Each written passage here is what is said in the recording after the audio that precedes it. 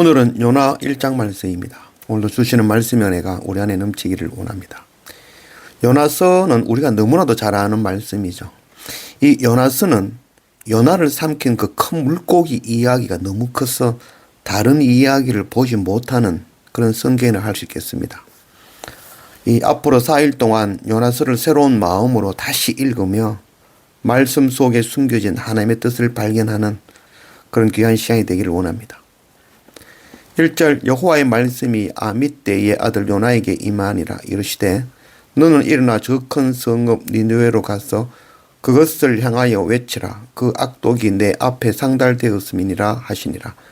그러나 요나가 여호와의 얼굴을 피하려고 일어나 다시스로 도망하려 하여 욥바로 내려갔더니 마침 다시스로 가는 배를 만난지라. 여호와의 얼굴을 피하여 그들과 함께 다시스로 가려고 뱃삭을 주고 배에 올랐더라. 이 요나 선지자는 아모스 선지자와 동시대의 그런 사람이죠. 그리고 요나는 바로 이 사도 바울과 같이 이방인의 선교사입니다. 니느웨는 이 여신의 이름이죠. 바로 아수르의 수도입니다. 이 아수르에 의해서 BC 722년 이스라엘이 멸망하고 말죠. 그래서 이스라엘 입장에서는 이 아수르는 원수의 나라죠. 요나는 니느웨로 가라는 하나님의 말씀을 순종치 않고 다시스로 피하였습니다. 요나 4장 2절 여호와께 기도하여 이르되 여호와여 내가 고국에 있을 때에 이르하겠다고 말씀하지 아니하였나이까. 그러므로 내가 빨리 다시스로 도망하여 사오니 주께서는 은혜로우시며 자비로우시며 노하기를 더디하시며 인애가 크시사 뜻을 돌이켜 재앙을 내리지 아니하시는 하나님이신 줄을 내가 알았음이니이다. 요나는 하나님의 백성 이스라엘을 괴롭히는 그 아수르를 향하여 회개의 말씀을 전할 수 없었던 것이죠. 만일 그들이 회개라도 한다면 인애가 크신 하나님께서 재앙을 내리지 않을 수 있다라고 생각한 것이죠. 그래서 요나는 다시스로 도망간 것이죠. 다시스는 이 스페인이죠. 그 당시에는 땅끝이라고 알려진 곳입니다. 한 번 가면 돌아보지 못할 수도 있는 곳. 요나는 아브라함처럼 본토 아비집을 정리하고 비장한 각오를 하고 다시스로 향하였던 것입니다. 어떤 면에 있어서는 요나는 순교적인 마음을 품고 자신이 죽더라도 이스라엘이 이 적국 아수르에서 구원받도록 아수르가 멸망하도록 그걸 기대한 것이라고도 할 수 있겠죠.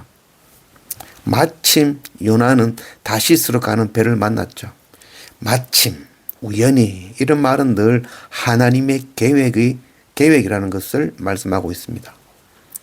4절 여호와께서 큰 바람을 바다 위에 내리시매 바다 가운데에 큰 폭풍이 일어나 배가 거의 깨지게 된지라. 사공이 두려워하여 각각 자기의 신을 부르고 또 배를 가볍게 하려고 그 가운데 물건들을 바다에 던지니라. 그러나 요나는 배 밑층에 내려가서 누워 깊이 잠이 든지라. 이 요나서 1장 말씀은 17절까지 있죠. 그 가운데에 요나에 대한 이야기는 1절에서 3절 그리고 마지막 17절이고 나머지 4절부터 16절까지의 말씀은 벳사람에 대한 이야기입니다. 그래서 1장 말씀은 바로 벳사람들, 벳사공들을 사랑하시고 그를 구원하기 원하시는 하나님의 사랑의 그 말씀이 숨겨져 있는 것입니다. 이 벳사람들은 평생을 배에서 사는 거죠. 안식일에도 쉴 수 없고 또 회당에도 갈 수가 없는 것이죠. 그래서 그들은 또 생명을 소중히 여기는 자들이라고도 할 수 있겠죠. 지금 폭풍이 몰아치자 배를 가볍게 하기 위해서 배에 있는 값나고 귀한 모든 것들을 바다에 던져버리는 것이죠. 이건 결코 쉬운 일이 아니죠. 자기들은 거기에서 무거운 것들 다 싣고 땅끝까지 가서 거기서 팔아서 또 그 값어치만큼 다른 것을 또 싣고 돌아와야만이 이문이 남는 거죠. 근데 폭풍만 났다고 그 많은 것들 다 버려버리면 그거 어떻게 한다는 것이죠? 우리는 아무리 생명의 위협이 있어도 돈과 명예 그거 버리지 못하죠. 오히려 그것 껴안고 같이 죽는 일을 선택하는 것이죠. 이 벳사공들은 그렇지 않았다는 거죠. 생명을 소중히 여기며 또 뱃사공들과 같이 세상의 부귀 영화 그거 다 버려내고 하나님 앞에 나아가는 자라는 것이죠. 버릴 줄 아는 것이 정말 실력이며 믿음이며 복이라는 것 우리가 알아야 될 것입니다. 6절 선장이 그에게 가서 이르되 자는 자여 어찌 함이냐 일어나서 네 하나님께 구하라 혹시 하나님이 우리를 생각하사 망하지 아니하게 하시리라 하니라. 이 뱃사람들은 이 폭풍이 불면 알지 못하는 각자의 그 신을 부르고 함께하는 성객들과 잠을 자는 이들도 다 깨워서 함께 자기 신에게 기도하기를 권유하고 있는 것이죠. 여기에서 이 뱃사람이 이 선장이 가서 하나님께 구하라라고 하는데 이 하나님은 만물을 천지를 창조하신 하나님이 아니라 자기들이 믿는 각각의 모든 신을 그런 의미하는 것이죠. 이런 모습 보면 참 오늘날과 다르지 않다고 생각하죠. 오늘날 세상이 오히려 교회를 깨우고 있는 건 아닌지 오늘날 세상 가운데 많은 문제가 생길 때에 그 문제 가운데에 이게 무슨 짓이냐고 교회가 깨어서 기도해 달라고 오히려 세상이 부탁하는 그런 시대가 아닐까요? 7절 그들이 서로 이르되 자 우리가 제비를 뽑아 이 재앙이 누구로 말미암아 우리에게 임하였나 알아보자 하고 곧 제비를 뽑으니 제비가 요나에게 뽑힌지라. 우리가 그에게 이르되 청하건대 이 재앙이 누구 때문에 우리에게 임하였는가 말하라. 네 생업이 무엇이며 네가 어디에서 왔으며 네 나라가 어디며 어느 민족에 속하였느냐 하니 그가 대답하되 나는 히브리 사람이요 바다와 육지를 지으신 하늘의 하나님 여호와를 경외하는 자로다 하고 자기가 여호와의 얼굴을 피함인 줄을 그들에게 말하였으므로 무리가 알고 심히 두려워하여 이르되 네가 어찌하여 그렇게 행하였느냐 하니라. 뱃사공들이 참 이 경건한 사람들이죠. 무슨 문제가 발생하면 먼저 알지는 못하지만 모든 신들 앞에 엎드리는 자죠. 그래서 이 뱃사람들은 자기들이 무슨 죄가 있으면 이 바다에서는 결코 살 수 없다고 생각하는 것이죠. 그래서 그들은 스스로를 정직하게 행하며 정결하고 경건하게 행했던 자들이죠. 그렇지 않고는 결코 바다 위에서 살 수 없다고 생각한 것이죠. 뱃사람들은 항상 정결하고 거짓을 행하지 아니한 삶, 경건한 삶을 실천하는 자들, 그래야만이 거친 바다에서 살아남을 수 있다 여긴 것이죠. 그 가운데 제비를 뽑으니 요나가 뽑힌 것이죠. 요나는 그들에게 내가 누구인지 천지를 창조하신 하나님이 누구이신지를 가르치고 그 불순종에 의해서 이 모든 일이 일어났다는 것을 가르치고 말해 준 것이죠. 그때 경건한 사람들이 말하죠. 어찌하여 그렇게 하였느냐. 세상이 오히려 요나를 책망하는 거죠. 오늘날 교회가 이런 모양이죠. 세상에 책망을 당하는 시대가 되어진 것이죠. 참 부끄러운 일이 아닐 수 없습니다. 11절 바다가 점점 흉흉한지라 무리가 그에게 이르되 우리가 너를 어떻게 하여야 바다가 우리를 위하여 잔잔하겠느냐 하니 그가 대답하되 나를 들어 바다에 던지라. 그리하면 바다가 너희를 위하여 잔잔하리라. 너희가 이 큰 폭풍을 만난 것이 나 때문인 줄을 내가 아노라 하니라. 그러나 그 사람들이 힘써 노를 저어 배를 육지로 돌리고자 하다가 바다가 그들을 향하여 점점 더 흉흉함으로 능히 못한지라. 무리가 여호와께 부르짖어 이르되 여호와여 구하고 구하오니 이 사람들의 생명 때문에 우리를 멸망시키지 마옵소서. 무죄한 피를 우리에게 돌리지 마옵소서. 주 여호와께서는 주의 뜻대로 행하심이니이다 하고 요나를 들어 바다에 던지매 바다가 뛰노는 것이 곧 그친지라. 경건한 뱃사람들은 요나를 통하여 하나님께 묻죠. 우리가 어찌하여야 이 하나님의 진노를 멈출 수 있겠습니까? 요나는 나를 바다에 던져라고 이야기하는 거죠. 이것이 바로 이 예수님의 표적이 되어지는 그런 말씀이죠. 바로 십자가 이야기죠. 경건한 뱃사람들이 요나의 이야기를 들었지만 그럼에도 불구하고 힘써 노를 저어 배를 육지에 돌리고자 하는 것이죠. 참 뱃사람들이 경건하죠.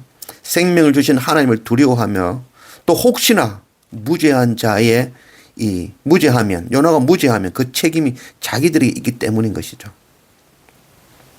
그런 가운데 경건한 뱃사람들은 하나님께 간절히 기도하고 여호와의 뜻을 묻고 여호와께서 주의 뜻대로 행하심이다 기도하며 요나를 바다에 던졌습니다. 그러자 곧 바다가 잔잔해진 것이죠. 자기들의 죄가 아니라는 것을 알았죠. 천지를 창조하신 참 하나님을 알게 되는 그런 순간이죠. 그동안 경건하고 정직하게만 살았지 참 신이 누구인지 몰랐는데 요나를 통하여 경건한 뱃사람들이 천지를 창조하신 참 하나님을 알게 된 것입니다. 16절 그 사람들이 여호와를 크게 두려워하여 여호와께 제물을 드리고 서원을 하였더라. 놀라운 일이 일어났습니다.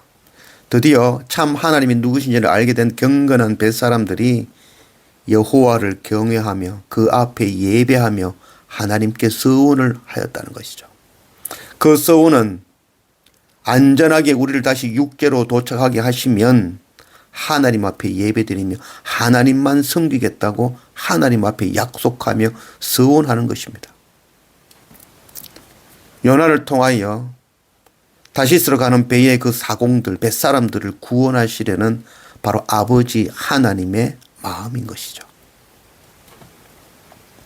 사마리아 우물가에서 참 예배를 갈구하던 여인을 예수님께서 참 선지자임을 알고 그 사마리아 여인이 곧장 물었던 대답이 바로 어디에서 예배드려야 됩니까? 라는 그 질문이었죠. 참 예배를 갈구하던 경건한 여인, 그 사마리아 여인. 요나서에 나오는 이 경건한 뱃사람들도 이와 같다 하겠습니다. 그들이 배를 타고 그 망망대해에서 알지 못하는 신께 기도하고 엎드렸던 그들이 이제 참 하나님이 누군지, 우리가 누구에게 엎드려야 되며 누구에게 서원하며 예배해야 되는지를 깨닫게 되어지는 그런 일이 일어난 것이죠. 고린도전서 10장 1절 형제들아 나는 너희가 알지 못하기를 원하지 아니하노니 우리 조상들이 다 구름 아래에 있고 바다 가운데로 지나며 모세에게 속하여 다 구름과 바다에서 세례를 받고. 이스라엘 백성들이 이 요단강 홍해를 건너면서 그 홍해를 걷는 것을 고린도전서에서는 이 사도 바울이 홍해 바다에서 이스라엘 백성들이 세례를 받았구나라고 고백하고 있는 것이죠. 경건한 뱃사람들이 하나님을 만나고 하나님 앞에서 참 예배자가 되어졌죠. 이 사도 빌립을 만나 그 복음을 들은 사람 에티오피아 간다게가 세례를 받는 모습. 뱃사람들 동일하게 하나님을 만나고 이 경건한 뱃사람들은 그 폭풍 가운데에서 바다에서 세례를 받은 것입니다. 마지막 17절 여호와께서 이미 큰 물고기를 예비하사 요나를 삼키게 하셨으므로 요나가 밤낮 3일을 물고기 뱃속에 있으니라. 하나님께서 준비하신 큰 물고기로 요나를 구원하셨습니다. 이슬람에서는 이 요나를 구원한 물고기가 고래라고 여기고 고래를 잡지도 않고 먹지도 않습니다. 이 요나의 이야기는 바로 예수 그리스도의 이야기이죠. 바로 이 뱃사람들을 구원하기 위하여 자기를 바다에 던지는 십자가에 내 던지는 바로 요나의 모습.